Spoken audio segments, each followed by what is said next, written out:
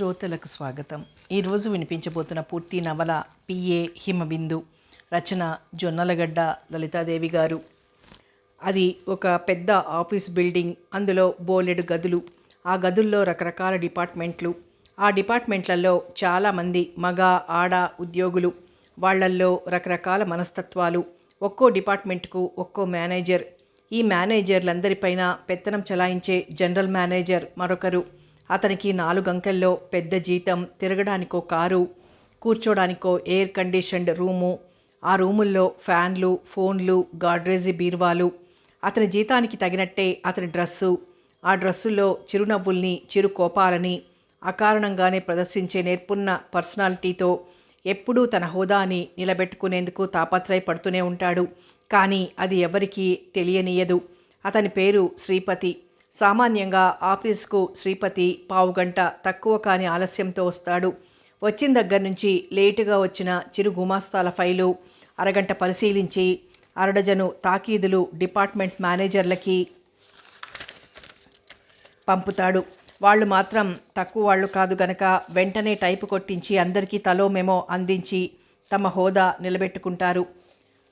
శ్రీమతికి ఒళ్ళు బాగాలేకో, చెంటాడికి పాలడబ్బా వేట వల్లో, లేక తనకే కాస్త అస్వస్థతతోనో, లేకపోతే బస్సులు దొరక్కపోయో పాపం వాళ్ళు హడలుతూనే వస్తారక్కడికి. వాళ్ల భయానికి తగినట్లే 5 నిమిషాల్లో అపాలజీ కోసం అథారిటీలు రానే వస్తాయి. ప్రాణాలు ఉసూరుమంటాయి కొందరికి. చిన్న ఉద్యోగులు చేస్తే మహానేరం, అదే పెద్ద ఉద్యోగులు చేస్తే గొప్ప అని మనసులోనే ఉడికిపోతారు మరికొందరు. యువరక్తం పొంగులెత్తేవారు శ్రీపతి ఆదిగా గల పెద్దల్ని తలుచుకుని ఉడికిపోతూ ఉంటారు. అయితే అలవాటుకు విరుద్ధంగా చిన్న ఉద్యోగస్తుల నుంచి పెద్ద ఉద్యోగస్తుల వరకు ఆనాడు అలా నోరు తెరిచి చూస్తూ ఉండేటంత ఆశ్చర్యాబ్దిలో ముంచివేస్తూ శ్రీపతి అసలు టైంకి 10 నిమిషాల ముందే వచ్చి తన సింహాసనం మీద ఆసీనుడయ్యాడు. మరో 5:30 నిమిషాలకి దివి నుండి భువికి దిగివచ్చే పారిజాతమే నీవై అన్నట్టు పొడుగు పొట్టి కాని చెక్కని ఆకృతి, తీర్చిదిద్దినట్లుండే విశాల నయనద్వయం, విరిసిన పువ్వులాంటి నాసిక, 16 వన్నెల బంగారు ఛాయ, శంఖం వంటి మెడ, ఆ మెడలో తమ భాగ్యానికి తామే మురిసే ముత్యాల నెక్లెస్, పొడవైన నొక్కుల జుట్టు, సగం వరకు అల్లి వదిలిన జడ, ఆ జడలో మల్లెలు మరవం కలిసిన దండ. అసలు అప్సరాంగనంటే ఇలాగే ఉంటుంది, అర్థం చేసుకోండి వెర్రి వాళ్ళల్లారా అన్నట్టు ఆమెను చూస్తూనే చిన్న పెద్ద ముసలి ముతక వంటి అందరూ ఉద్యోగులకి మతులు పోయి గతులు తప్పినాయి. ఇంత అందాల సుందరి ఏ తావు నుంచి విచ్చేసింది అని ఎవరికి వాళ్లే సంశయాత్ములై ఉండగా ఆమె తిన్నగా శ్రీపతి గదిలోకి దారి తీసింది. స్ప్రింగ్ తలుపు తెరుచుకుని లోపలికొస్తూ గుడ్ మార్నింగ్ సార్ అంటున్న పసిడి బొమ్మను చూసి నిలువెల్లా పులకించింది శ్రీపతికి. అబ్బా ఏమందం, ఎంత లవ్లీగా ఉంది అని తనలో తనే ఆనందపడిపోయాడు శ్రీపతి. తన చేతిలోని కాగితాలన్నీ వినయంగా శ్రీపతికి అందించింది ఆ అప్సరాంగన. అతనికి ఎదుటి సీట్లో కూర్చుంది. ఆ కాగితాలు పరిశీలిస్తుంటే అతని ముఖం 1000 క్యాండిల్స్ బల్బులా వెలిగిపోయింది. ఆనంద కందళిత హృదయంతో కంటి కొసలలో వింత కాంతి మెరుస్తూ ఉండగా so you are my PA అన్నాడు నవ్వుతూ. ఎస్ సార్ అందామే పంచమ స్వనంలో కోయిలమ్మలా. I'm very glad to see you అనుకున్నాడు మనసులో. ఆ మాట పైకంటే బాగుండదని. వెరీ వెల్ అని మందహాసం చేసి ఆమెను డ్యూటీలో జాయిన్ చేసుకున్నాడు. ఇంత అందమైన కుందనపు ముద్ద తన పిఏ అని గర్వంగా చెప్పుకోవాలన్న రందితో రండి డిపార్ట్మెంటుల్ని మేనేజర్ని మీకు పరిచయం చేస్తాను అంటూ టై కాలర్ సవరించుకుని తన సూది మొన బూట్లు నిగనిగలాడుతున్నాయో లేదోనని మరోమారు వంగి చూసుకుని అన్నీ బాగానే ఉన్నాయన్న తృప్తి కలిగాక గబగబా బయటికొచ్చాడు. వెనుక మందగమనంతో రాజహంసలాగా పిఏ అనుసరించింది. ఈమె పేరు హిమబిందు, ఈ రోజు నుంచి నాకు పిఏ అంటూ డిపార్ట్మెంట్లన్నింటికీ తీసుకువెళ్ళి పరిచయం చేశాడు. అందరూ ఆమె అందచందాలకి ముగ్ధులై రెప్పవేయడం మర్చిపోయి నోరు వెళ్ళబెట్టుకుని చూడసాగారు. అది గమనించగానే ఒక గర్వరేఖ శ్రీపతిలో తొంగి చూసింది. హిమబిందు ఎంత అందమైందో అంత చురుకైంది. బీకాం పాస్ అయింది.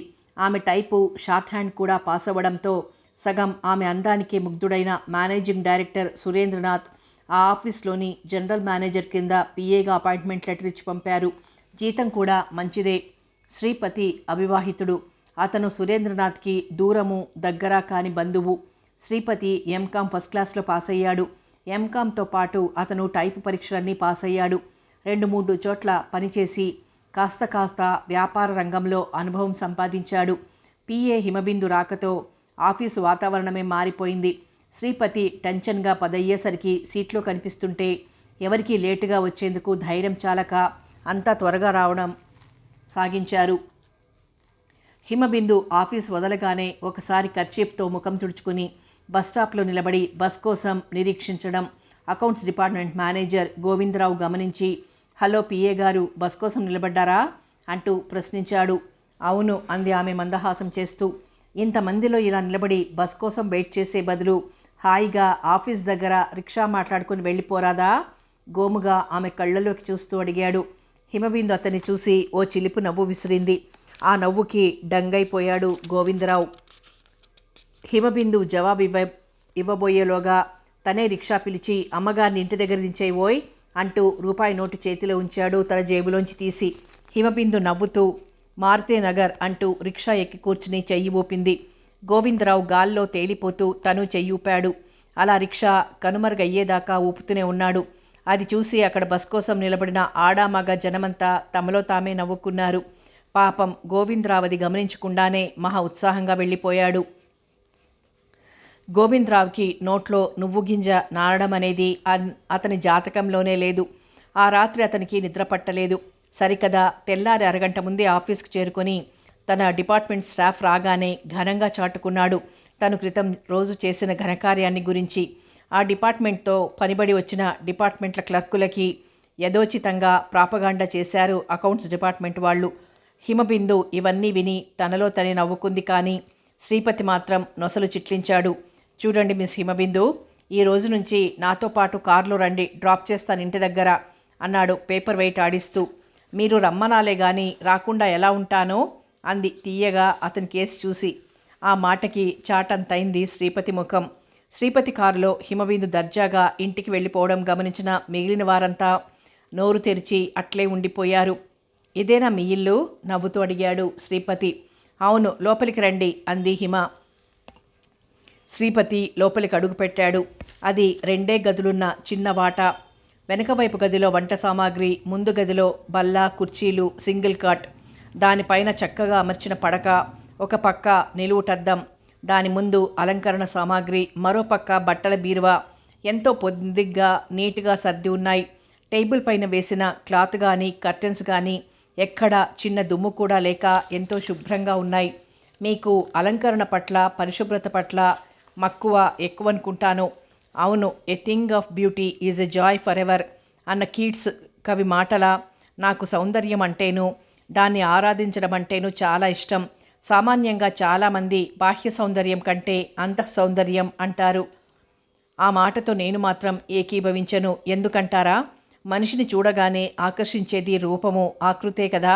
చూసి చూడగానే అబ్బా చాలా బాగుంది అనో, చాలా బాగున్నాడు అనో అంటారు.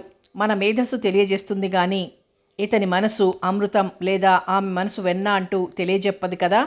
ఆత్మపరంగా అవగతం కావాలంటే నిదానం మీద బాగా స్టడీ చేసిన మీదట కానీ తెలియదు. అలా స్టడీ చేయడానికి ఆ వ్యక్తి పైన అభిమానం జనించాలి. అభిమానం జనించాలంటే ముందు ఆకర్షించే రూపం ఉండాలి. ఆ రూపానికి మనం ముగ్ధులమైతేనే మాట్లాడాలి, స్నేహం చెయ్యాలి అన్న కోరిక రెచ్చగొట్టబడుతుంది. ఇది నా అభిప్రాయం మాత్రమే అంది హిమబిందు చిరునవ్వుతో. మీ అభిప్రాయంతో నేను ఏకీభవిస్తానన్నాడు చేతి రుమాలతో పట్టని చెమటనద్దుకుంటూ శ్రీపతి. ఆ మాటకి విప్పారింది హిమబిందు వదనం. నా అభిప్రాయాలు మీ అభిప్రాయాలు ఒకటే అయినప్పుడు నన్ను మీరు అంటారు దేనికి? ఓరగా అతని కేసి చూస్తూ అడిగింది. ఆ చూపు మన్మధుడు సంధించి వదిలిన పుష్పబాణంలా శ్రీపతి గుండెల్లోంచి దూసుకుపోయింది. ఏమనమంటారు? హిమ అని నోరారా పిలవండి, హొయలిపోయింది పిఏ. అందమైన నీలాంటి జవ్వని హిమ అని పిలవమన్నప్పుడు కాదనే మూర్ఖత్వం, ధైర్యం కూడా నాకు లేవు హిమ అని మధురంగా నవ్వుతూ జవాబిచ్చాడు శ్రీపతి. నేను నిజంగా అందమైన అమ్మాయినేనా అంటూ ఆశ్చర్యం నటించింది హిమ. నీ అందాన్ని వర్ణించాలంటే మళ్ళా ఏ పోతనో ఏ శ్రీనాథుడో దిగిరావాలి. నా బోటి సామాన్యుడి వల్ల ఏమవుతుంది? లేదా ఏ రవివర్మ లాంటి గొప్ప చిత్రకారుడినో అయితే నీ సౌందర్యాన్ని కుంచెలతో చిత్రించి నీ ముందుంచేవాడిని. థ్యాంక్ గాడ్ మీరిలా అవన్నీ అయ్యి నన్ను ఇబ్బందిలో పెట్టకుండా రక్షించినందుకు భగవంతుడికి నేను కృతజ్ఞతలు తెలుపుకుంటున్నాను అంటూ కొంటెగా నవ్వి లోపలికి వెళ్ళింది హిమబిందు. మరో 10 నిమిషాల్లో వేడివేడి కాఫీ 2 కప్పుల్లో పోసి తీసుకొచ్చింది. ఆమె అందాన్ని తాగుతున్నట్లుగా ఫీల్ అవుతూ ఆమె కేసి చూస్తూనే కాఫీ తాగటం పూర్తి చేశాడు శ్రీపతి. మరి వస్తాను హిమా అన్నాడు లేచి నిలబడుతూ. అలాగేనన్నట్లు తలూపుతూ తను లేచి నిలబడి గుమ్మం దాకా వచ్చింది. శ్రీపతి కారు స్టార్ట్ చేస్తూ చెయ్యి ఊపాడు. తను చెయ్యి ఊపుతూ మందహాసం చేసింది హిమబిందు. హిమబిందు ఒక రిటైర్డ్ స్కూల్ మాస్టర్ గారు అమ్మాయి. ఆయన ఒక్కగానొక్క కూతురికి విద్య చెప్పించడమే ధ్యేయంగా పెట్టుకున్నట్లు ఆమె డిగ్రీ పుచ్చుకునేదాకా జీవించి ఇక పెళ్లి విషయం ఆమెకే వదిలి కన్ను మూశాడు. తల్లి అసలు తండ్రి ఉన్నప్పుడే మంచం దిగని వ్యాధిగ్రస్తురాలు. ఇప్పుడు ఇక దిగే పని లేకుండా మంచమే శరణ్యంగా ఉంటోంది. హిమబిందు ఉద్యోగంలో చేరబోయే ముందే తనువు చాలించుకుంది.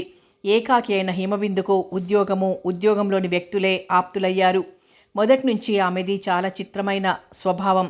చిన్నప్పటి నుంచి ఆమెకు అందం పట్ల మోజెక్కువ.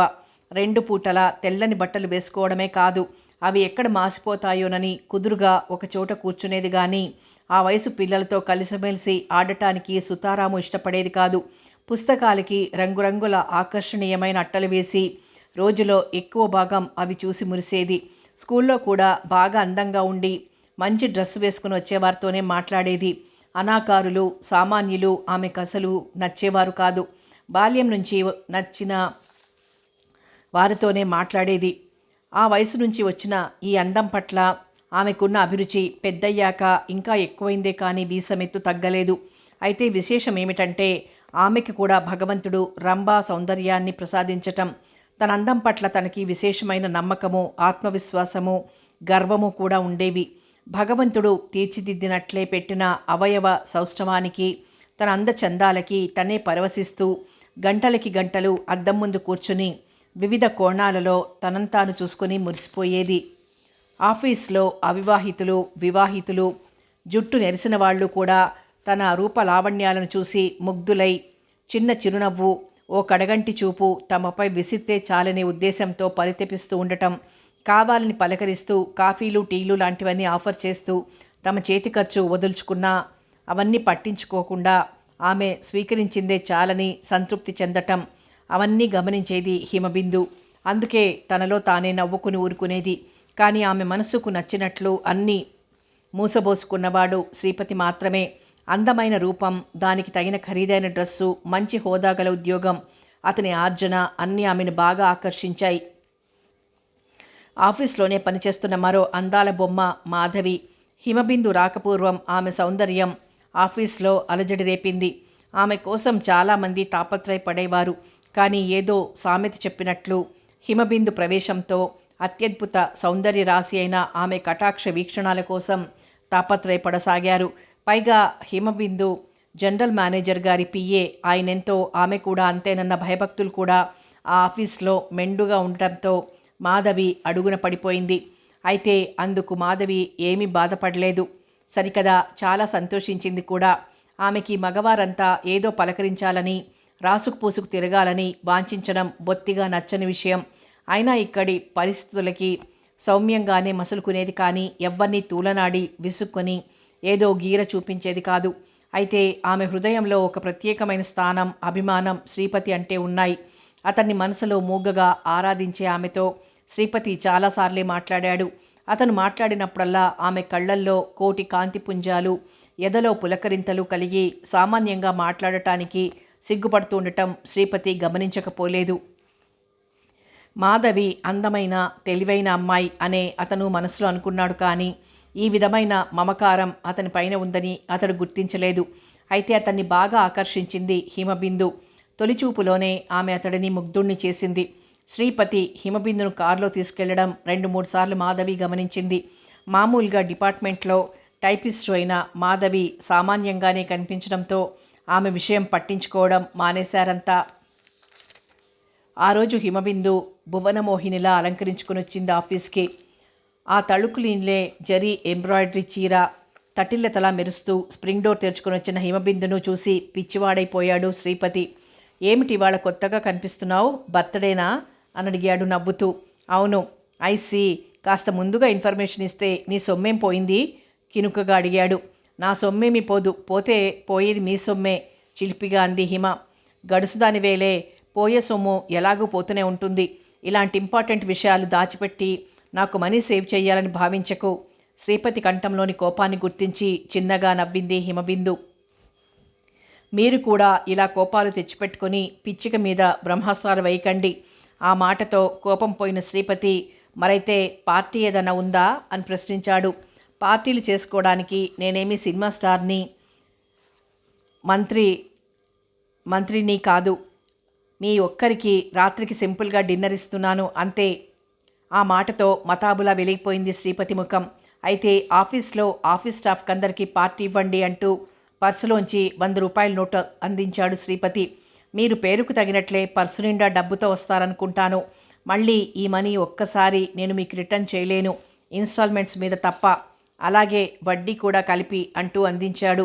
వడ్డీయా అంటూ నవ్వి, కుబేరుడి దగ్గర వెంకటేశ్వర స్వామి పద్మావతీదేవితో పరిణయం కోసం తీసుకున్న డబ్బుకి ఇంతవరకు వడ్డీయే తీర్చడం కాలేదట పాపం. అలాంటి జగద్రక్షకుడికే వడ్డీ తీరక అసలుగానే ఉండిపోయి కలియుగాంతానికి తీర్చలేని స్థితిలో పడిపోతే ఆఫ్టర్ ఆల్ ఆడపిల్లని నా వల్లేమవుతుంది బాకీలు చెల్లించడం అంది చిలిపిగా. నేను వడ్డీ అడగలేదు, నువ్వే ఇస్తానన్నావు. పుచ్చుకొని మూఢాత్ముడు ఎవరుంటారు చెప్పు నీలాంటి అందాల సుందరి దగ్గర. ఇది మరీ బాగుంది. అందాల సుందరి దగ్గర వడ్డీ పుచ్చుకుంటారా ఎవరైనా? అందరి విషయము తీసేయి, నేను మాత్రం తప్పకుండా పుచ్చుకుంటాను. అందమైన హస్తాల్లోంచి అందుకోవడం అనే లక్ అందరికీ ఉండదు. అలాంటి ఛాన్స్ నాకు వచ్చినప్పుడు వదులుకోలేను. ఆ మాటలకు కిలకిలా నవ్వింది హిమబిందు. స్వీటు, హాటు, కాఫీ అందరికీ దగ్గరుండి ఇప్పించింది హిమ. ఎవరి మటుకు వారికే అదో గొప్ప థ్రిల్ అనిపించింది. మాధవి మెనీ రిటర్న్స్ చెప్పింది నవ్వుతూ. ఆ రోజు ఆమె కూడా నూతన వస్త్రాలంకృతయే వచ్చింది. కానీ ఆమె సంగతి పట్టించుకున్న వారేరి, అంతా హిమంలో కూరుకుపోయినవారే. నిజానికి మాధవి పుట్టినరోజు కూడా ఆ రోజే. అయితే తన సౌందర్యాన్ని డామినేట్ చేసే హిమబిందు వచ్చాక తనకేమీ ప్రాధాన్యత లేదని ఆమెకి తెలుసు కనుక ఎవరికీ చెప్పలేదు. సాయంత్రానికి ప్రజెంటేషన్లు చాలానే అందాయి హిమబిందుకి. అన్నీ స్వీకరించింది హిమ. అన్నీ శ్రీపతి కారులో పెట్టింది. బ్యాక్ సీట్లో ఫ్రంట్ డోర్ తెరిచి తన పక్కనే కూర్చున్న హిమబిందును చూసి గుండె లయ తప్పింది శ్రీపతికి. తిన్నగా ఇంటికి వచ్చాక మీరు ఈ మ్యాగజైన్ చూస్తుండండి, నేను అరగంటలో వంటింటి పని ముగించుకుని వస్తానంది హిమ. నేను అలా బయటికి వెళ్ళి గంటలో వస్తాను అంటూ నవ్వుతూ కారు స్టార్ట్ చేశాడు శ్రీపతి. బజారుకు వెళ్ళి 150లో ఒక చీర, పూలు, పళ్ళు, స్వీట్స్ అన్నీ కొని శ్రీపతి ఓ గంటలో ఇంటికి వచ్చేసరికి హిమబిందు వంట పూర్తి చేసి రెడీగా ఉంది.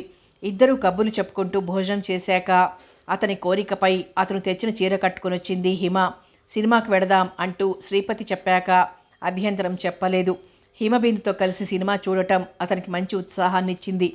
హిమబిందు క్షణక్షణము తనని అయస్కాంతంలా ఆకర్షిస్తోంది. నిలవరించుకోవడం చాలా కష్టమైంది శ్రీపతికి. హిమ, నిన్నొకటి అడగాలనుకుంటున్నాను, దయచేసి సూటిగా జవాబిస్తావా? సినిమా నుంచి వస్తూనే అతడు అడిగిన మాట అది. అడగండి, నీకిష్టమైతే మనం దంపతులం కావాలని నా ఆకాంక్ష అంటూ ఆగి ఆమె కన్నుల్లోకి చూశాడు. ఆ మాటతో సిగ్గుల మొగ్గైంది హిమబిందు. తన మనసులోని తీపి కలలకి రూపమేర్పడి సఫలీకృతమైనట్లే తోచింది. మీరు నన్నింత అదృష్టవంతురాల్ని చేస్తానంటే కాదంటానా అంది. ఆ మాట అంటూనే తటాలున మీదికి లాక్కుని బుగ్గలు 2 ముద్దులతో ముంచివేశాడు శ్రీపతి. ముద్దులు మూటగట్టే ఆమె ముఖం ఎన్నిసార్లు ముద్దాడినా అతనికి తనివి తీరలేదు. అతని కౌగిలిలో కరిగిపోయి మైమర్చిపోయింది హిమబిందు. మనం ఇంకట్టే రోజులు జాప్యం చెయ్యొద్దు హిమ. చాలా త్వరగానే మనం భార్యాభర్తలం అయ్యి ఆనందపు లోతులు చూద్దాం. శ్రీవారి ఆజ్ఞను ధిక్కరిస్తానా? శ్రీపతికిప్పుడు ప్రపంచమంతా నందనోద్యానవనంలా సుగంధ బంధారంగానూ, అందులో తామిద్దరే చెట్టాపట్టాలు వేసుకుంటూ విహరిస్తున్న ప్రేమమూర్తులుగానూ కనపడసాగింది. తొలిసారిగా చంద్రమండలంపై కాలూనిన ఆమ్స్ట్రాంగ్ కూడా అంత ఆనందసాగరంలో మునిగి ఉండడు. హిమబిందుకు అంతే. కన్నెగా తను కంటున్న మధుర స్వప్నాలకు ఎంతకాలంగానో దిగిరావాలని ఆకాంక్షిస్తున్న జయంతుడు, వసంతుడు, కుబేరుడు కూడా కలిసి ఏకాకృతి ధరించి తన కోసం దివి నుండి భువికి దిగివచ్చాడని, తనని చేపట్టి తన తనువు మనసు ధన్యతనొందిస్తాడని మురిసిపోయింది. అందము, పెద్ద హోదాగల ఉద్యోగము, చక్కని రూపము అన్నీ ఉన్న మగవాడు వయసుతో ఉన్న కోడెకాడు దొరకడమంటే మాటలా? భగవంతుడు నిజంగా దయాపూర్ణుడు. చిన్నతనం నుంచే తనేది పదిలంగా చూసుకుంటూ వస్తోందో దానికే ప్రాధాన్యతనిచ్చి కోరికలను ఫలవంతం చేస్తున్నాడు. మర్నాడు హిమబిందుకు శ్రీపతికి వివాహం అన్న వార్త గుప్పుమంది ఆఫీస్లో. చాలామంది ముఖాలు మాడిపోయాయి. అంతర్గతంగా ఆమెను ఆరాధిస్తున్న అవివాహితులంతా శ్రీపతి అదృష్టానికి అసూయపడ్డారు. చాటుగా తిట్టిపోశారు. తమకి దక్కని ఆమెను గురించి వలవలా ఏడ్చిన వారు కూడా లేకపోలేదు. అన్నీ వింటూనే ఉంది హిమబిందు. కొడితే ఏనుగు కుంభస్థలాన్ని కొట్టాలి గాని ఎద్దు మూపురాలు తనకెందుకు? తనకి అన్ని విధాలా నచ్చిన తగిన వ్యక్తిని తను చేసుకోవడానికి ఈ బోడి వెధవల ఏడుపేమిటి? తన వంటి సౌందర్యవతి పాలరాతి మందిరాల్లో, హంస తూలికా తల్పంలో, ఎయిర్ కండిషన్డ్ రూముల్లో ఖరీదైన చీరలతో ముస్తాబై పవళింప సేవ చెయ్యాలి. కానీ ఓ ముతక చీరలో వంటగదిలో పల్టీలు కొడుతూ ఓ 2 గదుల అద్దె కొంపల్లో పడి ఉండాల్సిన గతి కర్మ ఏమీ లేదు. వీళ్లల్లో ఎవడిని చేసుకున్నా తన బ్రతుకు గొర్రెతోకే. ఒక్క మగాడికి ముచ్చటగా ఉండటం తెలియదు. ఏదో వేశామంటే వేస్తారు ఆ డ్రస్సు. అందమా చందమా అనుకుంది ఈసనింపుగా. శ్రీపతి హిమబిందును చేసుకుంటున్నాడని తెలియగానే కలుక్కుమంది మాధవి హృదయం. ధనం ఉన్న చోటికే మరికొంత ధనం చేరుతుంది. అది లోక సహజం. పెద్ద డాబు దర్జా ఉన్న శ్రీపతికి బ్యూటీ క్వీన్ వంటి హిమబిందు అర్ధాంగిగా తగినదే. పైగా ఆమె అతని పిఏ. జీతానికి లోటు లేదు. ఎటొచ్చి కుటుంబ భారం మీద పడి పోషించాల్సిన వారున్న సభ్యులుగుల తనలాంటి బొటాబొటి జీతం రెక్కాడితే గాని డొక్కాడని పరిస్థితిలో ఉన్న సగటు జీవిని ఎవరు చేసుకుంటారు? తనలాంటి వ్యక్తే, తన పరిస్థితులు ఉన్నలాంటి వ్యక్తే వస్తాడు. అతనికి కొన్ని అప్పులుంటాయి. అవి తీర్చడానికి కట్నం కావాలని ఆశపడతాడు. అతని కోరిక మేరకు తను కట్నమిస్తే సంతోషంగా తనని అర్ధాంగిగా స్వీకరిస్తాడు. అలాంటి వ్యక్తి దొరకాలన్నా తను డబ్బు కూడబెట్టుకొని నిరీక్షిస్తుంటే కదా వచ్చి 3 ముళ్ళు వేయడానికి. అయినా తనకిప్పుడు పెళ్ళి, సంసారమే తక్కువైంది అనుకుంటూ బాధగా ఆక్రోశించింది మాధవి. ఒక శుభముహూర్తాన శ్రీపతి హిమబిందులు దంపతులయ్యారు. ఆఫీస్కి అంతటికీ రిసెప్షన్ ఇచ్చారు. ఆ రిసెప్షన్కి మాధవి కూడా హాజరైంది. తాను తెచ్చిన రాధామాధవుల విగ్రహం హిమబిందు ఎవరితోటో మాట్లాడుతుండగా చూసి శ్రీపతి చేతిలో ఉంచింది. అది నవ్వుతూ అందుకున్నాడు శ్రీపతి. ప్యాకెట్ తీసి చూసి వెరీ ఫైన్, చాలా చక్కగా ఉంది అన్నాడు శ్రీపతి అభిమానంగా మాధవి వంక చూస్తూ. రాధ కన్నులలోని ప్రేమవాహిని ఒక్క మాధవునికి అర్థం కాగలదు. ఆమె అదృష్టవంతురాలు కనుక అర్థం చేసుకునే రసపిపాసి లభించాడు. కానీ తన మూగ భాషలను, తన నయనాలలో వెలిగే రాగ తరంగాలను శ్రీపతి ఏనాటికి అర్థం చేసుకోలేడు. అది మాత్రం నగ్న సత్యం. అతని జీవిత గమ్యం వేరైంది. అతన్ని తన వాడిగా చేసుకుని తనంత అదృష్టవంతురాలు కూడా లేదని హిమబిందు నిరూపించింది. అందులోనే కాదు, అదృష్టంలో కూడా ఆమె డామినేషన్ కనిపిస్తోంది. హిమబిందు మాట్లాడటం పూర్తయినట్లుంది. ఇటు తిరిగి శ్రీపతి చూస్తున్న బొమ్మకేసి దృష్టి సారించింది. మాధవి ప్రజెంటేషనా అని అడిగింది నవ్వుతూ. ఏదో సింపుల్గా తను నవ్వుతూనే బదులిచ్చింది మాధవి. మరే రాధామాధవుల్లా జీవించమని మాధవి మనల్ని ఆశీర్వదిస్తోంది. శ్రీపతి చిలిపిగా భార్య కేసు చూస్తూ బదులిచ్చాడు. ఆమె చెప్పినా చెప్పకపోయినా మనం అన్యోన్య దంపతులమే. హిమ నవ్వింది. రాధామాధవులు ప్రేమైక జీవులు మాత్రమే. వారు దంపతులని ఎవ్వరూ అనలేదు. మాధవి నవ్వుతూ అని. రాధ కన్నులలోని తాదాత్మ్యతను, మాధవుని కన్నులలో కృపా వీక్షణాలను చూసినప్పుడు భార్యగా అంటిపెట్టుకుని ఉండలేకపోయినప్పటికీ, దూరంగానే మసులుతున్నప్పటికీ ఆమె అనురాగాన్ని, ఆరాధనని గోపాలుడు గుర్తించి తన హృదయంలో రవంత స్థానం ఇచ్చి ఆర్తిగా ఆమెని ఏనాటికైనా గుండెల్లో దాచుకోకపోడన్న రాధ తపనని, కాంక్షను గుర్తుపెట్టుకుంటే చాలు అంటూ చూసి చూడనట్లు శ్రీపతి కేసి చూసి హిమబిందుకు షేక్ హ్యాండ్ ఇచ్చి తన కుర్చీ దగ్గరికి వెళ్ళిపోయింది. శ్రీపతికి ఆ మాటల్లో ఒక్కటి అర్థం కాకపోయినా ఆమె చెప్పిన తీరు మాత్రం హృదయంలో బాగా నాటుకుపోయింది. మాధవి ఈ మధ్య కొత్తగా కథలు రాస్తున్నట్లు ఉంది నవ్వుతూ అన్నాడు శ్రీపతి. ఇంకా రచనా వ్యాసంగంలో పడలేదు కానీ ముందు ముందు కాస్తో కూస్తో అనుభవం సంపాదిస్తున్నాను. ఆ తర్వాత ఏకంగా ఆత్మకథ రాసుకోవచ్చు అంటూ ఆగి జవాబిచ్చి వెళ్ళిపోయింది మాధవి. శ్రీపతి హిమబిందులు ఒకరినొకరు చూసుకుంటూ కొంటెగా నవ్వుకున్నారు. మల్లెల పానుపులు శ్రీపతి హిమబిందులే అలంకరించుకున్నారు. తన సౌందర్య పిపాసని అందులో కూడా చూపించింది హిమ. మల్లెదండలు అటూ ఇటూ మార్చి మార్చి చూసుకొని తనకి నచ్చిన భంగిమలో సరిచేసుకుని తృప్తిపడింది. ఇదంతా గమనించిన శ్రీపతి నవ్వుతూ, మొత్తానికి నీకు కళాత్మక హృదయం ఉందని ప్రతి పనిలోనూ రుజువు చేస్తున్నావు అంటూ దగ్గరికి లాక్కున్నాడు. జీవితంలో మరలరాని మరుపురాని మధురాతి మధురమైన తొలిరేయి ఎంత తియ్యగా, ఎంత మత్తుగా, ఎంత ఆనందంగా గడపాలని హిమబిందు కలలు కంటూ వచ్చిందో అంత మధురంగా గడిచిపోయిందామెకి. తన కోరికలకు, తన అభిరుచికి ధీటైన భర్త లభించాడని మురిసిపోయింది. అతని గాఢ పరిష్వంగంలో కరిగిపోతూ శ్రీపతి హృదయము మేఘాలలోనే సంచరిస్తోంది.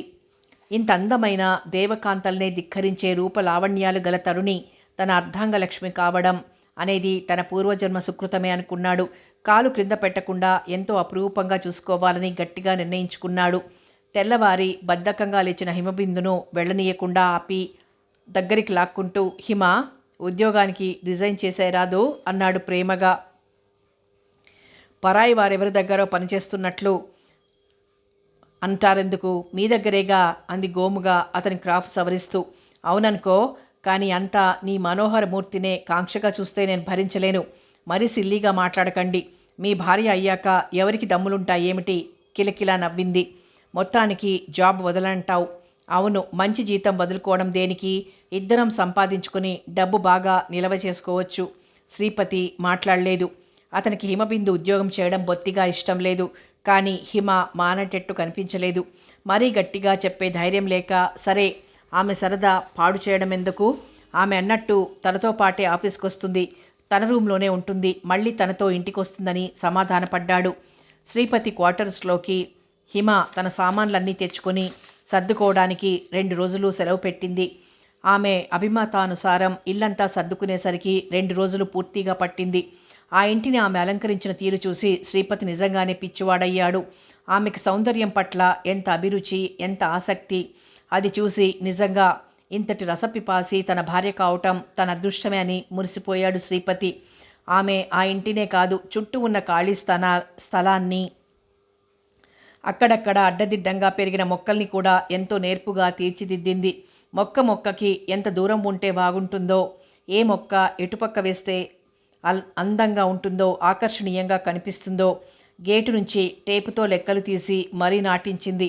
అలాగే రకరకాల రంగురంగుల పుష్పమాలికలు ఏ రంగు పక్కన ఏ రంగుతో ఉంటే కొట్టొచ్చినట్లు కనిపిస్తుందో ఆ కలయిక వచ్చేటట్టు శ్రద్ధ తీసుకుంటుంది. ఇవన్నీ చూసిన శ్రీపతి తానిక నందనవనంలోనే విహరించవచ్చని ఆనందించాడు. సతీమణి అలసిపోకుండా వంట మనిషిని కుదిర్చాడు. బటన్ నొక్కితే చేతులు కట్టుకొని వంగి నిలబడే పనివాళ్ళని పెట్టాడు. కాలు కింద పెడితే కందిపోతుందేమోనని తివాచీలు పరిపించాడు. ఎంతో అపురూపంగా, మరెంతో ముద్దుగా ఆమెని తన ప్రాణం కన్నా మిన్నగా చూసుకోసాగాడు.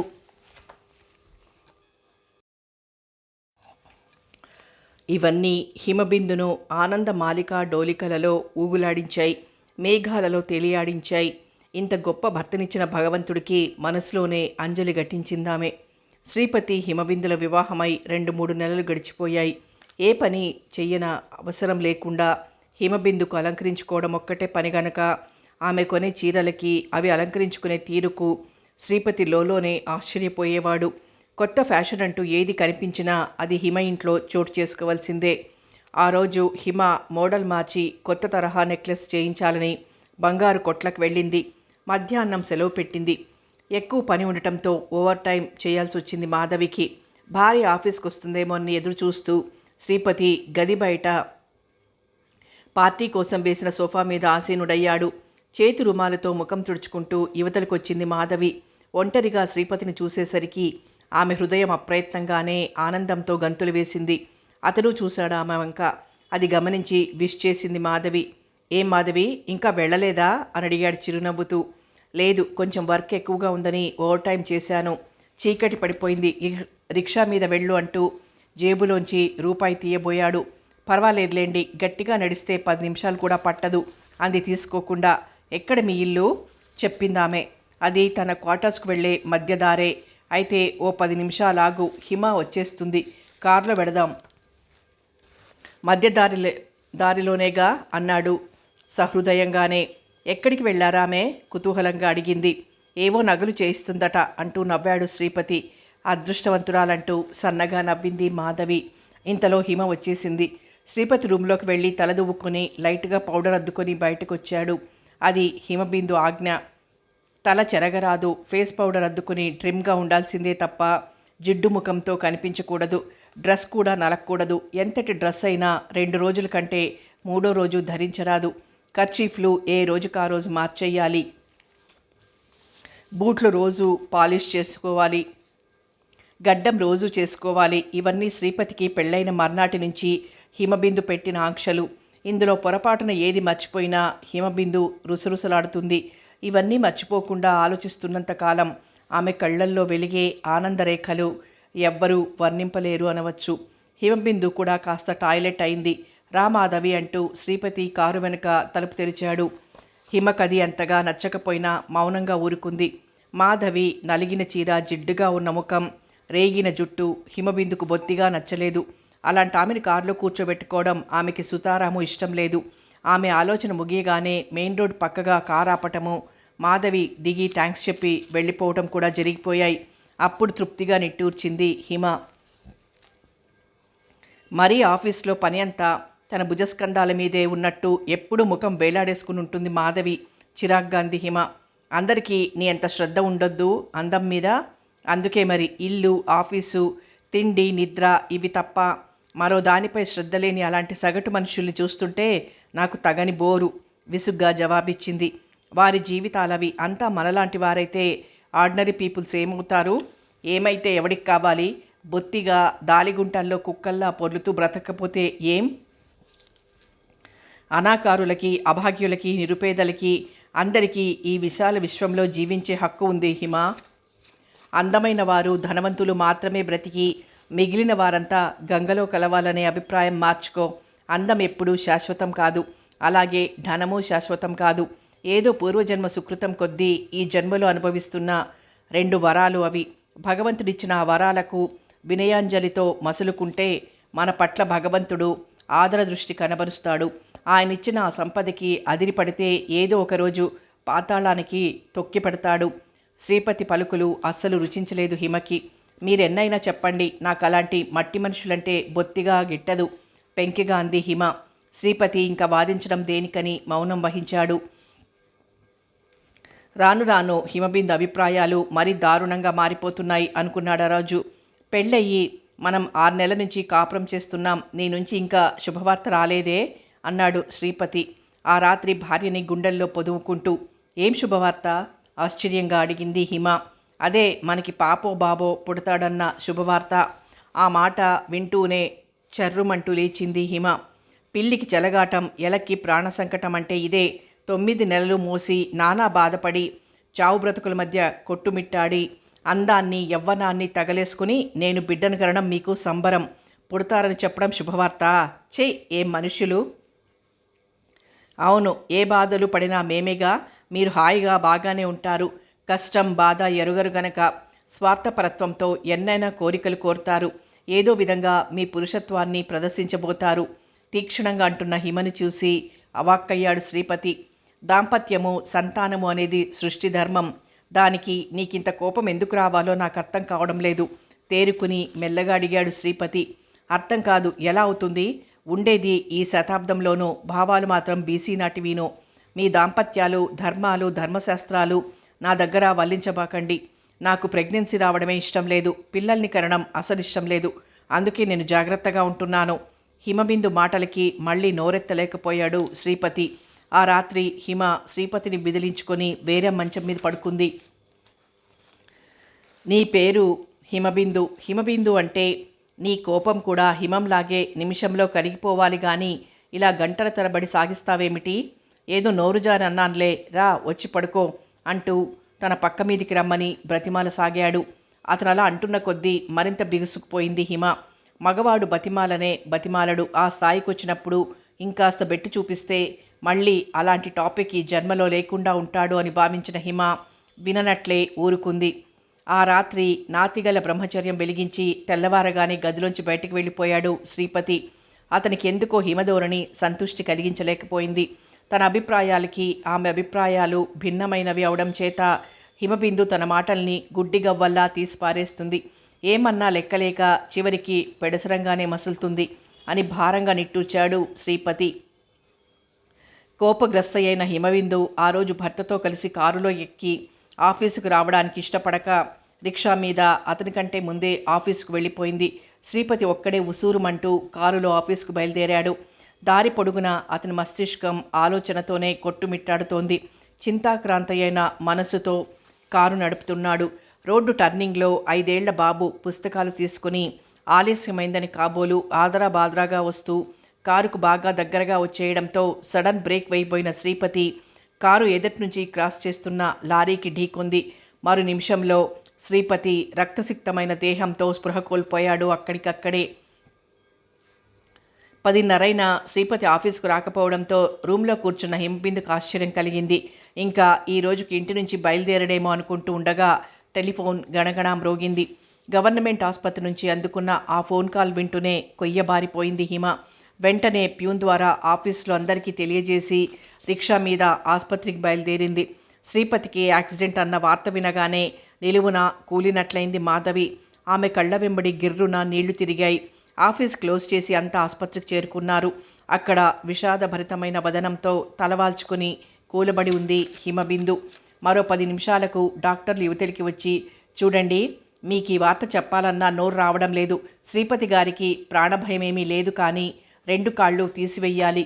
ఇంకా డాక్టర్ల మాట పూర్తి కాకుండానే పిడుగు పట్టినట్లు అదిరిపోయింది హిమ. తన భర్త కుంటివాడు, 2 కాళ్ళు లేని నిర్భాగ్యుడు. ఆ మాట విని భరించలేకపోతుంది. ఇంకా చూసి సహించగలదా?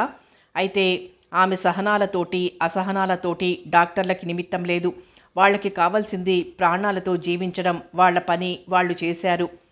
2 కాళ్ళు పోయిన శ్రీపతి మాసిన గడ్డం, నలిగిన బట్టలు, వాడిపోయిన ముఖంతో ఇంచుమించు 1 నెల రోజులకి ఇంట్లో ప్రవేశించాడు. ఆ రూపం, అతని వాలకం చూసేసరికి హిమబిందుకు వాంతి వచ్చినట్లయింది. తనని చూసి ఆవేదన పొరలిపోతుండగా హిమబిందు గుండెలు బాదుకుంటూ రోధిస్తుందేమోననుకున్నాడు శ్రీపతి. అలా ఆమె ఏడుస్తుంటే ఎలా ఓదార్చాలా అన్న సందిగ్ధ స్థితిలో వచ్చిన శ్రీపతి అతి ముభావంగా ఉన్న హిమబిందును చూసి ఎంతైనా ఆశ్చర్యపోయాడు. అంతకు మునుపు తనని చూసి ఆమె తీగలా పెనవేసుకుపోయి ఎంత ఏడుస్తుందో అన్న భయంతో బితుకుబితుకుమంటున్న అతని హృదయం అలా జరగనందుకు ఒక విధంగా అసంతృష్టి పడింది. తీవ్రమైన ఆపదలో పడి ప్రాణగండం తప్పించుకుని జీవితంలో అనుకోకుండా సంప్రాప్తించిన అవిటితనానికి తన అనేవారు నిలువెల్లా వేదన చెందితే ఆ బాధలో ఒక విధమైన స్వాంతన కలుగుతుంది. మన బాధలో పాలు పంచుకుంటూ మన కోసం పరితపించే ఒక ప్రాణి ఉందన్న తృప్తి కలుగుతుంది. ఎవరి ప్రేమాదరణలైనా ఇటువంటి విపత్తర స్థితిలోనే బయల్పడేది. రంగయ్య, బాబుగారిని తీసుకెళ్లి స్నానం చేయించు. హిమబిందు ఆజ్ఞని పాటించడానికి ముందుకొచ్చాడు రంగయ్య. రంగయ్య, ఆ వీధి వైపు గెస్ట్ రూమ్ బాగుచేసి అయ్యగారి మంచం పరుపు దులిపివేయి. హిమబిందు ఆజ్ఞలన్నీ రంగయ్య శిరసావహిస్తూ చకచకా చేసేస్తుంటే నిశ్శబ్దంగా తిలకించసాగాడు శ్రీపతి. భోజనం కూడా అతని గదిలోనే పెట్టి వెళ్ళిపోయాడు రంగయ్య. ఆ అన్నం నిజంగా తినబుద్ధి కాలేదు శ్రీపతికి. కానీ అన్ని తాపత్రయాలు ఈ జానుడు పొట్ట కోసమే, అది పెట్టే అలజడి కోసమే కనుక తినిలేచాడు. కాళ్ళు లేని జనరల్ మేనేజర్ ఆ పదవికి అయోగ్యుడు కనుక అతనికి రావాల్సినవన్నీ ఇచ్చేసి ఓ వీల్చైర్ కొనిచ్చి అతన్ని ఉద్యోగంలోంచి తొలగించేశారు. ఇంతవరకు భర్తతో కాదు, జనరల్ మేనేజర్ గారితో పిఏగా కారులో తిరిగి వాహనయోగం వెలిగించిన హిమబిందుకు ఇప్పుడు కారు కరువై కాలినడకో లేక రిక్షానో శరణ్యమైంది. అన్నింటికంటే ఆమెకు దుఃఖహేతువైంది ఆ క్వార్టర్స్ ఖాళీ చేసి మరో చోట ఇల్లు తీసుకోవాల్సి రావడం. ఇష్టం వచ్చిన విధంగా ఇంటిని దొడ్డిని అలంకరించుకొని ఖరీదైన ఫర్నిచర్తో డాంబికమైన జీవితం వెలిగిస్తున్న దానికి అలవాటు పడిన ఆమెకి ఇప్పుడు మళ్ళీ అద్దె ఇంట్లో మరో 2-3 వాటాల మధ్య ఉండవలసి రావడం అనేది దుర్భరమైంది. ఆ సామాన్లన్నింటికీ ఇల్లు కావాలంటే పెద్దదే తీసుకోవాల్సి వచ్చింది. పెద్ద ఇంటికి పెద్ద అద్దెలు వెచ్చించాల్సి రావడం, అది ఆమె భరించాల్సిన స్థితిలో పడటం మరింత మండిస్తోంది. వెనుకటిలా సంపాదించే మొగుడు కాదుగా ఇప్పుడు. ఇవన్నీ ఒక ఎత్తు. ఆఫీస్లో పనిచేసుకుని వచ్చేసరికి వీల్చైర్తో శ్రీపతి రెడీ. ఇంతకంటే నరకం మరొకటి లేదనుకుంది. జుగుప్సగా అతని చూసి చూడనట్లు వెళ్ళిపోయి లోపల గదిలో ఫ్లాస్కులోంచి కాఫీ పోసుకుని తాగి సేదదీరి ఏ పుస్తకమో చేతపట్టుకునేది. వెనుకటిలా నౌకర్లు చాకర్లు లేరు గనక చచ్చినట్లు పనిచేసుకోవాల్సి వస్తోంది. అక్కడికి చాలా పని మనిషే చేస్తోంది. కాఫీలన్నీ కలుపుతుంది, టిఫిన్లు చేసి పెడుతుంది. అయినా హిమబిందులో నానాటికి అసహనం ఎచ్చిపోతోంది. భార్య వైఖరి అర్థం చేసుకున్న శ్రీపతి తనే దూరంగా ఉండసాగాడు. ఆమె అన్నం కంచంలో పెట్టి పని మనిషికే ఇచ్చి పంపుతుంది. మళ్ళీ మారు అడగకుండా చాలినా చాలకపోయినా అదే సరిపెట్టుకుంటాడు. ఆమె తనని కాదు ప్రేమించింది, తన హోదాని, తన అందమైన రూపాన్ని, తన ఆర్జనని. ఇప్పుడు ఆ మూడు కరవయ్యేసరికి హిమబిందు బుద్ధి కూడా మారిపోయింది. అందరి పట్ల ఆరాధన, అందం పట్ల ఆరాధన, ధనం పట్ల మక్కువ ఎవరికైనా ఉండొచ్చు, కానీ మరీ ఇంత దారుణంగా వాటిల్నే ప్రాణంగా భావించడమా? అలా భావిస్తూ మనిషిని గొంగళి పురుగులా దులిపివేయడమా అని తీవ్రంగా బాధపడ్డాడు శ్రీపతి. అందమైన ఆమె రూపానికి వికృతమైన హృదయం, గులాబీని ఆశ్రయించిన ముళ్ళలా, మొగిలి పువ్వులు చుట్టుకునే మిన్నాగుల్లా ఆమె అందాల రూపానికి భయంకరమైన మనస్సు. ఆ మనసులో డాంబికము, దర్పము, ధనగర్వము, సౌందర్యము తప్ప జాలి, ప్రేమ, కరుణ అనేవి అసలు డిక్షనరీలోనే లేని పదాలు. ఆనాడున్న మమకారం ఈనాడు లేదు. తనంటే ఆమెకు విపరీతమైన ద్వేషం, నానాటికి ఈసడింపు, తూష్ణీభావం అన్నీ అధికమవుతున్నాయే కానీ ఆదరణపూర్వకమైన మాట లేనే లేదు, రాదు కూడా. గదిలో నిశ్శబ్దంగా రోధించాడు శ్రీపతి. అతని హృదయంలో రేగే బడబాగ్ని ఆర్పివేయగల శక్తి ఎవరికీ లేదు. కాళ్ళు కోల్పోయి, ఉద్యోగం పోయి, సర్వము నాశనమై మదిలో రేగే మంటలతో ఆప్యాయతకు ఆదరణకు నోచుకొని నికృష్ట బ్రతుకులో ఒక్క ప్రేమపూరితమైన పలుకు కోసం, ఒక స్వాంతపరిచే కోమల హస్తం కోసం పరితపిస్తున్న దౌర్భాగ్య జీవి, ఇసుక రేణువుల్లో మంచినీటి కోసం పరితపిస్తున్న పిపాసార్తుడు. ఆ రోజు ఆదివారం కనుక మ్యాట్నీకి వేంచేసింది హిమబిందు. ఫ్లాస్క్లో కాఫీ కూడా పోసి వెళ్ళలేదు. టైం అయిపోయిందని హడావిడిగా వెళ్ళిపోయింది. ఆ గదిలో ఒంటరిగా రామకృష్ణ పరమహంస, వివేకానందుడు, మహాత్మా గాంధీ వంటి మహాపురుషుల జీవిత కథలను చదువుకుంటూ ఆ 4 గోడల మధ్య బంధింపబడిన ఋషి పుంగవునిలా ఉన్నాడు శ్రీపతి. అదిలించేవారు, అడిగేవారు లేరు కనుక గడ్డం మాసిపోయి సాదా దుస్తుల్లో చిక్కిపోయిన వదనంతో చదువుకుంటున్నాడు. అడుగుల సవడి విని విచిత్రంగా చూశాడు. ఎదురుగా మాధవి, ఆమె చేతుల్లో 2 యాపిల్స్. ఆమెను చూసి మరింత విస్మయపడి రా మాధవి అన్నాడు ఆహ్వానిస్తూ. మాధవికి అతన్ని చూడగానే దుఃఖం ఉప్పెనలా వచ్చింది. ఆ 2 యాపిల్స్ అతని చేతిలో ఉంచి ఎలా అయిపోయారు అంది గద్గదికంగా. ఆ మాటలకి విషాదంగా నవ్వాడు శ్రీపతి. నేను ఇంకా నీ పూర్వపు జనరల్ మేనేజర్నే అనుకుంటున్నావా మాధవి? ఇప్పుడు నేనెందుకు కొరగాని అంటరాని వాడిని. ఎంత అణుచుకుందామనుకున్నా అణగిపోని విషాదం పైకి దర్శనమిస్తూనే ఉంది. అది చక్కగా గమనించింది మాధవి. ఆమెలో ఆవేదన సుళ్ళు తిరిగింది. దాదాపు అతని జీవితము అర్థమైంది. అబ్బే, ఏమిటా మాటలు? మీరు జనరల్ మేనేజర్ కానంత మాత్రాన, కాళ్ళు కోల్పోయినంత మాత్రాన మనిషి కారని, అంటరాని వారని మీలో మీరే ఊహించుకొని యాతన పడటం మంచిది కాదు అంది కష్టం మీద దుఃఖం అణుచుకుంటూ. అది చూడనే చూశాడు శ్రీపతి. ఆమె కళ్ళల్లో కన్నీటిని చూశాడు. మాధవి, నువ్వేడుస్తున్నావా అన్నాడు ఆశ్చర్యంగా. ఆ మాటతో అందాక పట్టుకొస్తున్న ధైర్యం జారిపోగా ఒక్కసారి పైకేడ్చింది మాధవి.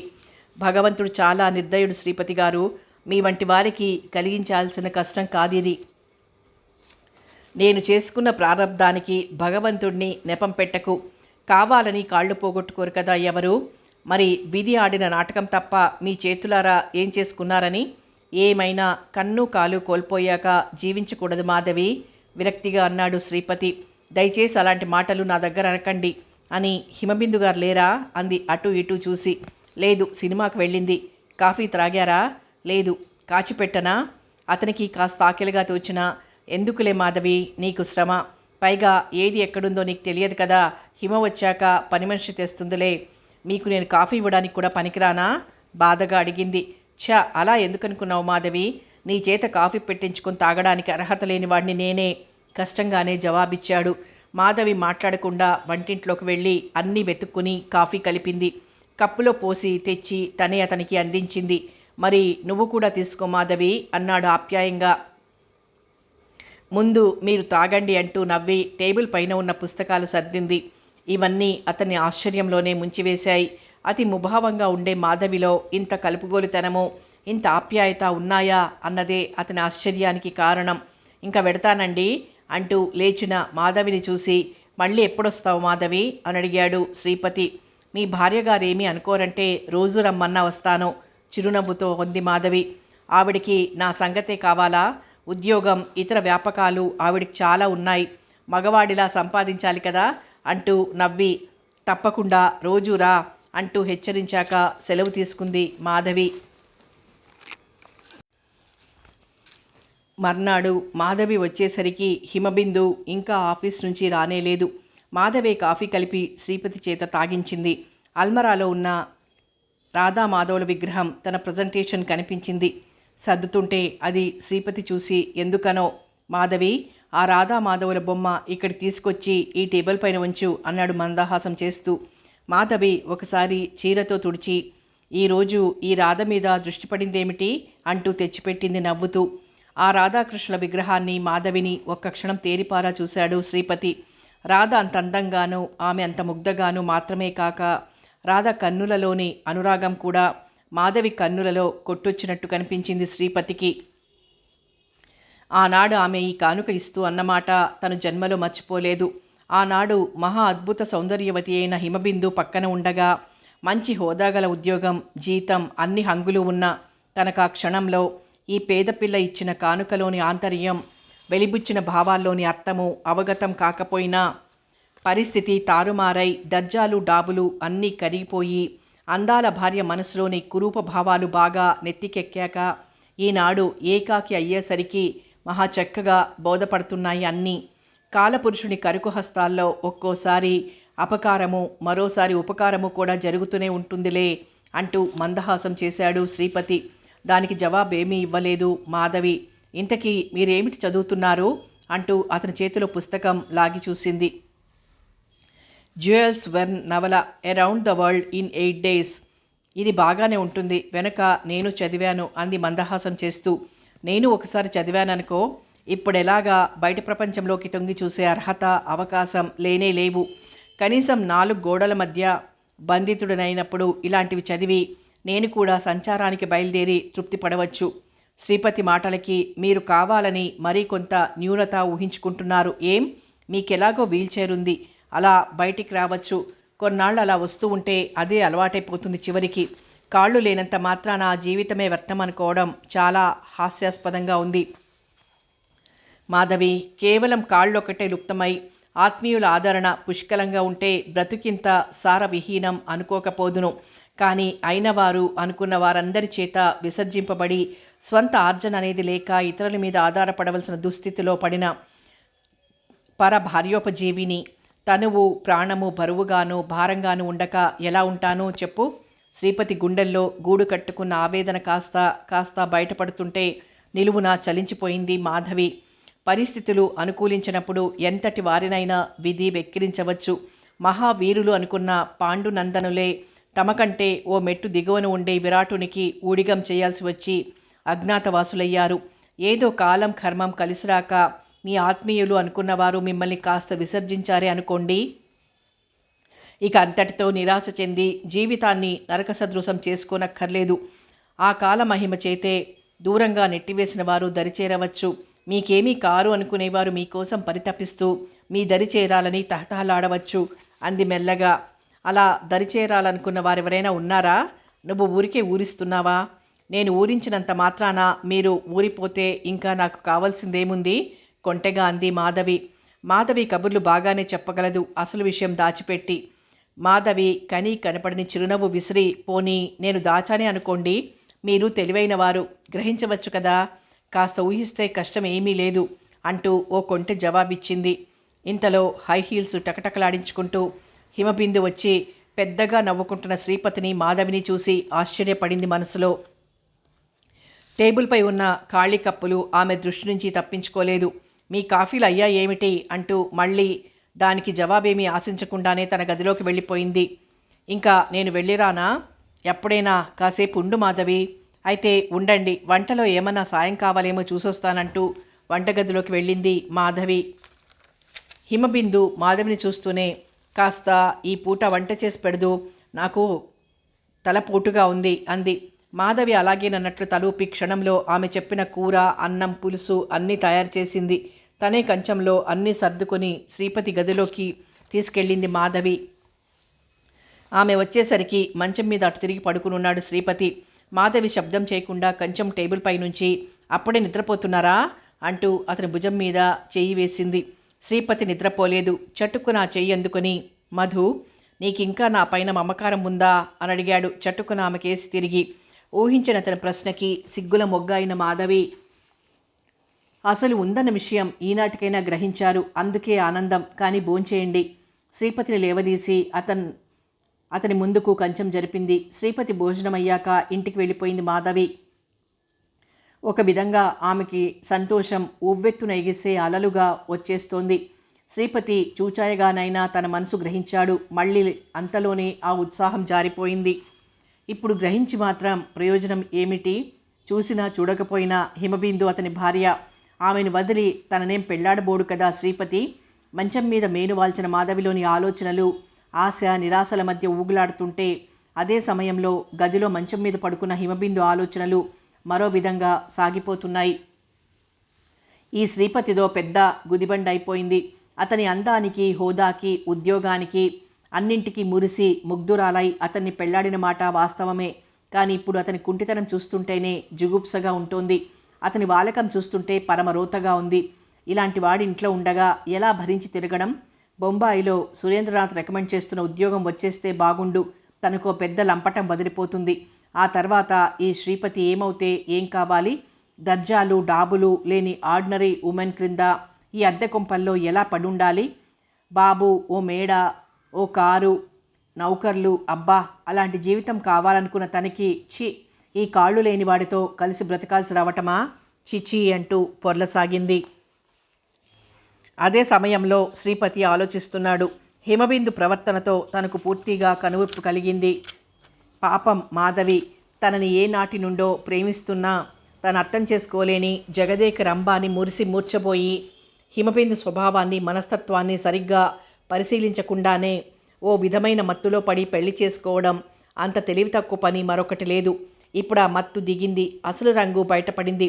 మనిషికి సౌందర్యం ఒకటే సరిపోదు. మనిషికి అమృతాన్ని పంచిపెట్టగల మంచి మనసు కూడా ఉండాలి. అది లేనప్పుడు మిగిలినవి ఎన్ని ఉన్నా ఒకటే.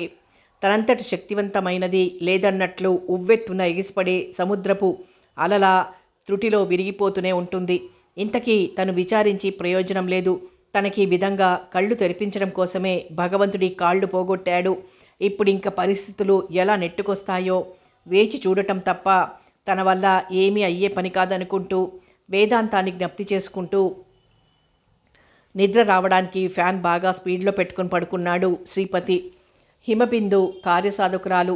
మేనేజింగ్ డైరెక్టర్ సురేంద్రనాథ్ని ఆశ్రయించి బొంబాయిలో ఒక పెద్ద మిల్స్లో పిఏగా ఉద్యోగం సంపాదించుకుంది. ఆర్డర్ ఫారం చేతబట్టుకుని తిన్నగా శ్రీపతి రూమ్లోకి వచ్చింది హిమబిందు. చూడు శ్రీపతి, నాకు బొంబాయిలోనే ఉద్యోగం వచ్చింది. వెళ్ళిపోతున్నాను. నాకు ఆ బొంబాయిలోనే నా ఉద్యోగం, నా సంపాదన నాకే సరిపోతుంది. నువ్వు నాతో రావాలనుకోవడం కానీ, నేను నిన్ను తీసుకువెడతానని కానీ అనుకుంటే దానికి నేనేం జవాబు చెప్పలేను. నాకు చిన్నప్పటి నుంచి అందం పట్ల ఎంత శ్రద్ధో, ఎంత ఆరాధనో నీకు తెలుసు. నా అభిప్రాయాలు నీకు తెలుసు. నాకు కావాల్సింది అన్ని హంగులు ఉన్న కంఫర్టబుల్ లైఫ్. ఇల్లు, మనుషులు అధునాతనంగా ఉండే పద్ధతిలోనే నాకు, నా మనసుకు తృప్తి. నా ఆశలకి, కోరికలకు ఏమాత్రం విరుద్ధంగా ఉన్నా నేను భరించలేను. అందుకే వెళ్ళిపోతున్నాను. మనం శాంతియుతంగానే విడిపోదాం అంటూ కాగితాలు తెల్లనివి 2 తెచ్చింది. ఏదో ఒకనాడు ఈ మాట ఆమె నోటు నుండి రాకమానదనుకున్న శ్రీపతి ఏమాత్రం ఆశ్చర్యపడలేదు. మంచిది హిమ, నీ నిర్ణయం చాలా సముచితంగా ఉంది. నా వల్ల నీకు ఏ విధంగానూ సుఖం లేదు. నీ దృష్ట్యా ఆలోచిస్తే మనం విడిపోవడం చాలా మంచిది అంటూ ఇద్దరు చెరి ఒక కాగితం విడిపోతున్నట్లు రాసుకున్నారు. అతని మంగళసూత్రం అతనికి ఇచ్చేసింది. తన సామాన్లన్నీ ప్యాక్ చేసుకుంది. రైల్వే స్టేషన్లో సామాన్ల బోగీలో వేయించుకుంది. చిన్న చిరునవ్వుతో ఆ ఊరికి, శ్రీపతికి గుడ్ బై చెప్పేసి స్టేషన్కు వెళ్ళి బొంబాయికి హైదరాబాద్ మీదుగా వెళ్ళాలని రైలెక్కింది. హిమబిందున్న రైలు స్టేషన్ విడిచి వెళ్ళిపోయింది. మాధవి బాస్కెట్తో అరడజను బత్తాయి పళ్ళు తీసుకుని ప్రవేశించింది.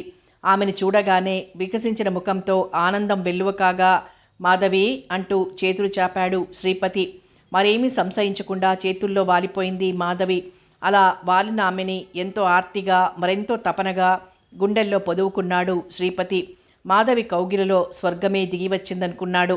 మండు టెండలోని పిపాసారునికి చల్లని మంచినీరు అందించే చలివేంద్రంలా తిరిగి తిరిగి అలసిపోయి కాళ్ళు లాగి శరీరం అవసమై నిస్సత్తువుగా కూలబడిపోయే సమయంలో అన్వేషించే గృహ ప్రాంగణం ఎదురుగా వచ్చి నిలిచి ఆహ్వానపూర్వకంగా ద్వారాలు తెరిచినట్లు మండిపోయే మనసుకు చల్లని మంచి గంధం అద్దుతున్నట్లయింది. సున్నితమైన ఆమె చేతులు తనని చుట్టివేసి గాఢంగా లతలా అల్లుకుపోగా ఎంతో స్వాంతన, మరెంతో ఉపశమనం కలిగాయి. ఆ రెండు బుగ్గలు కందిపోయేలా పదే పదే ముద్దుల వర్షం కురిపించాడు. మాధవి, హిమ నాతో తెగతెంపులు చేసుకుంది. ఇంక జన్మలో ఆమెకి నా ముఖం, నాకు ఆమె ముఖం చూసే అవకాశము, అవసరం కూడా లేవు. శ్రీపతి ఇప్పుడు మాధవి కరాంగుళులలో బంధితుడు. ఆమె అనురాగ వల్లరిలో తన్మయుడు అయ్యే ధన్యజీవి. ధన్యురాల్ని మనం 2 రోజుల్లో పెళ్లి చేసుకోవాలి. చేసుకుందాం. కుంటివాడితోటి జీవితాన్ని ముడిపెట్టుకోబోయే ముందు మరొక్కసారి ఆలోచించుకో. ఇన్నిసార్లు ఆలోచించి బుర్ర బద్దలు కొట్టుకోవాల్సిన పనేమీ లేదు. హిమతో మీరు విడాకులు పొందితే పెళ్లి చేసుకోవాలని నేనేనాడో నిశ్చయించుకున్నాను. కానీ ఆ తర్వాత బాధపడతావేమో. బాధ లేదు, ఏమీ లేదు. నేను మీ హోదాని, ఐశ్వర్యాన్ని చూసి ప్రేమించలేదన్నాడు. అంచేత ఈనాడు అవి లేవు గనక ప్రేమకు అవరోధాలవుతాయనుకునే పని లేదు. మనం హాయిగా ఉందాం. నేను ఉద్యోగం చేసి మిమ్మల్ని కంటికి రెప్పలా చూసుకుంటాను.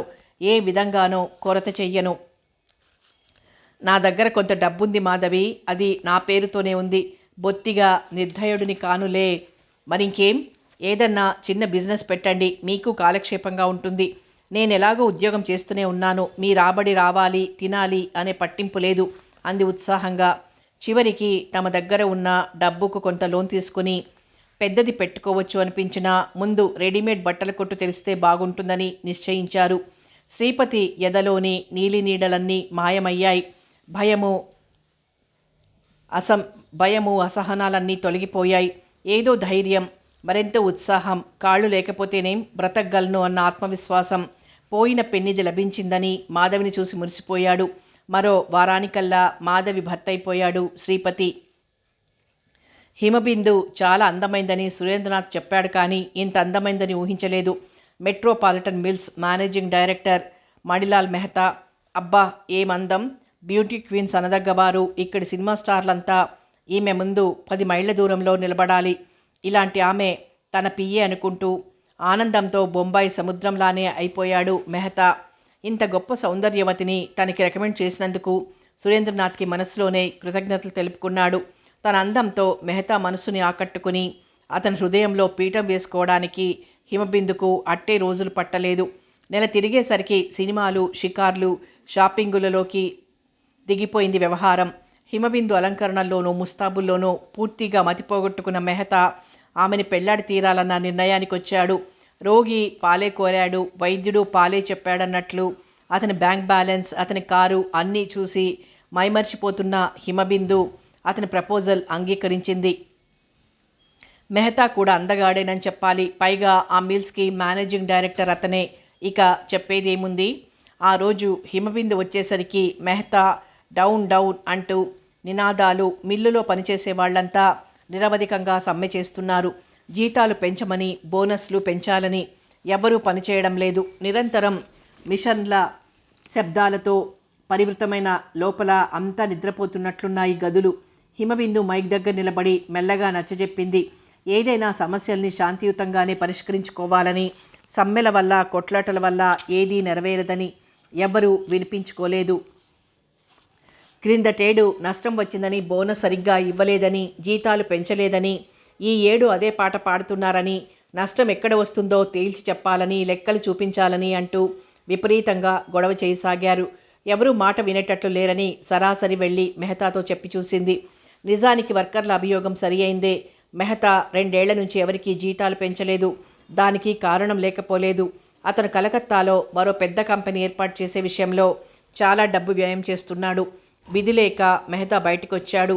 వచ్చే ఏడు తప్పకుండా పెంచుతానని, ఈ ఏడు అడ్జస్ట్మెంట్ కుదరదని, దయచేసి పనిలో చేరమని హెచ్చరించాడు. కొందరు మెత్తబడ్డారు, మరికొందరు ఊరుకోలేదు సరికదా మరింతగా విజృంభించారు. సోడా బుడ్లు గిరాటు వేసుకోవడం, యాసిడ్ సీసాలు విసిరేయడం వరకు దిగజారడంతో మెహతాయే ఆ పరిస్థితికి జంకాడు. హిమబిందు కసలే ముచ్చెమటలు పోసుకురాగా గబగబా పోలీసులకు ఫోన్ చేసి బయటకొచ్చింది. మెహతాని కదలనీయకుండా చుట్టుముడుతున్నారు కొందరు. ఆ గుంపులో ఒకడు గురి చూసి యాసిడ్ సీసా మెహతా మీదకి విసిరాడు. అది చూసిన హిమబిందు అదిరిపడి అనాలోచితంగానే మెహతాకి అడ్డొచ్చింది. యాసిడ్ అందమైన హిమబిందు ముఖంపై పడి భగ్గుమనిపించింది. హిమబిందు కెవ్వుమని అరిచేసరికి హడిలిపోయిన మెహతా ఆ దగ్గరున్న వారు ఆమెను చుట్టుముట్టేలోగా బయట పోలీస్ వ్యాన్ ఆగింది. హిమబిందు హాస్పిటల్లో అడ్మిట్ చేయబడింది. ఫ్యాక్టరీ లాకౌట్ చేసేశారు. వారం రోజులకి హిమబిందు ఆసుపత్రి నుంచి విడుదలై ఇంటికి వెళ్ళింది. ముఖమంతా వికృతమై, అందమంతా సర్వనాశనమై, కురూపిలా తయారైన హిమబిందును ఆసుపత్రిలో కట్లు విప్పినప్పుడు చూడగానే మెహతా ఒళ్ళు జలధరించింది. వెనుకటిలా నవ్వుతూ తుళ్ళుతూ సౌందర్య గర్వంతో మిడిసిపడే హిమబిందు కాదు.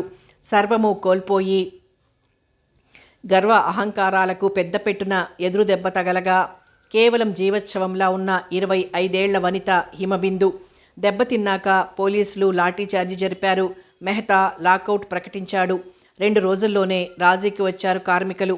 యూనియన్ ద్వారా ఒప్పందం కుదిరింది. మళ్లీ తెరవబడింది. హిమ తిరిగి ఆఫీస్కి వచ్చేసరికి వాతావరణం ఏమీ జరగనట్లే అతి ప్రశాంతంగా ఉంది. అనాకారిగా మారిన హిమబిందుతో మనసిచ్చి మాట్లాడలేకపోతున్నాడు మెహతా. అతనిలోని మార్పుకు కారణం గ్రహించిన హిమబిందు కళ్ళల్లో నీళ్లు నిలిచాయి. తన గదిలో ఆమె తన పని తాను చేసుకుంటున్నా ఆమెను చూసి భరించలేకపోతున్నాడు మెహతా. అతడు ఆమె అందం చూసే మోజుపడ్డాడు. అది హిమంలానే కరిగిపోయింది. ఇంకక్కడ ఏం మిగిలింది? 6 నెలల జీతం ఇస్తూ, హిమ, నేను నీ అందాన్ని చూసి ముచ్చటపడి పెళ్లి చేసుకోవాలన్న మాట వాస్తవమే. కానీ ఈనాడు నువ్వెంత వికృతంగా మారిపోయావో నీకే తెలుసు. ఒక విధంగా ఇది మన పెళ్లికి ముందే జరిగినందుకు మంచిదే అయిందేమో. నేను నిన్ను ఏమాత్రం పెళ్లాడి భార్యగా స్వీకరించలేను. అందుకు నువ్వేమీ అనుకోకు అన్నాడు స్థిరంగా. హిమబిందు నిరాశగా నవ్వింది. అనుకోవడానికి ఏముందిలేండి. నిజానికి నేను మీ భార్యగా ఉండటానికి ఏమాత్రం తగను. ఆ విషయం నేనే చెప్పాలనుకుంటున్నాను అంది నిబ్బరంగా. ఉద్యోగం నుంచి తొలగించినందుకే 6 నెలల జీతం ఇచ్చాడని గ్రహించింది. మెహతా చాలా సంతోషించాడు. హిమ ఏమీ పేచీ పెట్టనందుకు. ఆ రాత్రి ఇంటికి వెళ్ళిపోయిన ఆమెకు కన్నుల ముందు శ్రీపతి గిరగిరా తిరిగాడు. అతను గుర్తు రాగానే కళ్ళు అశ్రుపూరితాలయ్యాయి. మెహతా ఎంత చిటికలో తేల్చివేశాడు. విశ్వాసఘాతకుడు. అతనికి అడ్డం వెళ్ళబట్టేగా తనకి దౌర్భాగ్యం పుట్టింది. తన్ని రక్షించకుండా ఉంటే ఈ స్థితిలో తనే ఉండేవాడు. రోగం చెప్పగా కుదిరిపోయేది అనుకుంది కసిగా. మళ్ళీ వెంటనే దుఃఖం తన్నుకొచ్చింది. ఒకరిని అనుకుని లాభమేమిటి? తను చేసిన తప్పుకు శిక్ష అనుభవించాలి. దైవికంగా జరిగిన పొరపాటుకు శ్రీపతితో సరిపుచ్చుకోలేకపోయింది. అతన్ని ఈసడించింది, తృణీకరించింది. అందుకు తగిన విధంగా శిక్షించాడు దేవుడు. ఆదరణ, ఆప్యాయత లేకుంటే మనిషి గుండెలు ఎంత మండిపోతాయో ఈనాటికి తనకి అనుభవపూర్వకంగా తెలిసింది. అంతేనా? తన దూషణ, తిరస్కారాల వల్ల శ్రీపతి హృదయం ఎంత గాయపడిందో కూడా అర్థమైంది. చిన్నప్పటి నుంచి వస్తున్న తన అందం పట్ల వ్యామోహం ఒక్క దెబ్బతో ఎగిరిపోయింది. అందమంతా వెండి మబ్బులని భ్రమపడిన తనకి వెండి కరిగి మబ్బు మిగిలి చివరికి అది కూడా గాలిలో తేలిపోతూనే ఉంది. ఇంకా తన ఈ వికృత రూపంతో జీవించలేదు. మరణించిన రారాజు రారాజీ అన్నట్లు తన ఊహల ఉయ్యాల తెగిపోయినా, తన ఆశలు, అభిప్రాయాలు అన్నీ మట్టిలో కలిసిపోయినా తన అభిజాత్యానికి తనెంత మాత్రము వదులుకోకూడదు. ఒకరి చేత హేళన చేయబడుతూ అర్థం లేని సానుభూతి వింటూ మొండిగా బ్రతికే కంటే తనకి ప్రాణాధికమైన సౌందర్యం కోసం ప్రాణత్యాగం చేయటమే మంచిది. హిమబిందులో అందం హిమంలా కరిగిపోవచ్చు, కానీ శిలా సదృశమైన మనస్సుంది. దానికో పౌరుషము ఉంది. ఒక మెహతాని కానీ, ఒక శ్రీపతిని కానీ, మరో గిరిపతిని కానీ కాళ్ళ వేళ్లాబడి ప్రాధేయపడి దేవిరించాల్సిన అవసరం లేదు. ఒకరి జాలి, సానుభూతి నాకక్కర్లేదు. భగవంతుడేదో తన కోరికలన్నీ నెరవేరుస్తున్నట్లు కనిపించి ఆఖరణ తిరిగి సర్దుకోలేని ఎదురుదెబ్బ తీయవచ్చుగాక. అయినప్పటికీ తన అభిమానం దెబ్బతినదు. తన ఆ ఊరుని వదిలొచ్చింది. చివరికి గయ్యలో సిద్ధార్థుడికి జ్ఞానం కలిగినట్లు తనకి జ్ఞానోదయం కలగడం కోసమే ఆయన మహానుభావుడు కనుక తను కనుగొన్నది లోకంలో ప్రచారం కోసం తిరిగొచ్చాడు. కానీ తను సామాన్యురాలు. తన జ్ఞానబోధలు ఎవరికీ అక్కర్లేదు. శ్రీపతి, నీ పట్ల నేను ప్రవర్తించిన వైఖరికి చాలా బాధపడుతున్నాను. ఏదైనా తనదాకా వస్తేనే తప్ప ఏది అర్థం కాదు ఎవరికి. అందుకు నా బ్రతుకే ఓ ఉదాహరణ. కాలగర్భంలో నా అందం కలిసిపోయింది. ఎన్నడూ వెలికిరాని హృదయంలో నాగేటి సాగు జరిగి అంతర్గతమైన మానవత్వం వెలికొచ్చింది. అందం పోయేసరికి జాలి, కరుణ అనే పదాలు చోటు చేసుకున్నాయి. కానీ అందువల్ల ఏమీ ప్రయోజనం లేదు. సకాలంలో నీరందితేనే చేలు కళకళలాడేది. అనావృష్టి అయినా అతివృష్టి అయినా లాభం ఏముంది? పశ్చాత్తాపాన్ని మించిన ప్రాయశ్చిత్తం మరోటి లేదని జీసస్ క్రైస్ట్, గౌతమ బుద్ధుడు, గాంధీజీ వంటి మహాపురుషులు చెప్పింది నిజమే అయితే నేను ఒక్క హృదయంతో కాదు 1,00,000 హృదయాలతో పశ్చాత్తాపడుతున్నాను. అందుక భగవంతుడు కనుక హర్షిస్తే మరో జన్మలో అందమైన రూపంతో పాటు అందమైన హృదయం కూడా ప్రసాదించమని ప్రార్థిస్తూ నేను ఈ లోకం నుంచి నిష్క్రమిస్తున్నాను. నీకు మాధవికి నా హృదయపూర్వక అభినందనలు. హిమబిందు. ఆ ఉత్తరం చదివి కొయ్యబారిపోయాడు శ్రీపతి. మరో రోజు గడిచేసరికి ఇంగ్లీష్ పేపర్లో వెలువడిన వార్త చదివి నిలువున ఖేదపడ్డారు మాధవి, శ్రీపతులు. మెట్రోపాలిటన్ మిల్లు మేనేజింగ్ డైరెక్టర్ గారి పిఏ కుమారి హిమబిందు సమ్మెల్లో జరిగిన అలజడిలో యాసిడ్ ప్రమాదానికి లోనై తన సౌందర్యం కోల్పోయి అది దుర్భర వేదన కాగా ఆత్మహత్య చేసుకున్నందున సంతాప సూచకంగా శ్రీ మెహతా ఈరోజు మిల్స్ మూసివేశారు. క్రింద క్లుప్తంగా ఆమె ఫోటోతో పాటు వివరాలు కూడా ఉన్నాయి. అవన్నీ చదివి దీర్ఘ నిశ్వాసం వదిలారు. లోపల రేడియోలోంచి జీనాయహ మర్నాయహ ఇస్కే శివ జానాకహ అంటూ ముఖేష్ పాట విషాదంగా వినిపిస్తోంది. సమాప్తం. పిఏ హిమబిందు నవల సమాప్తం. మరో మంచి నవలతో మళ్ళీ కలుసుకుందాం.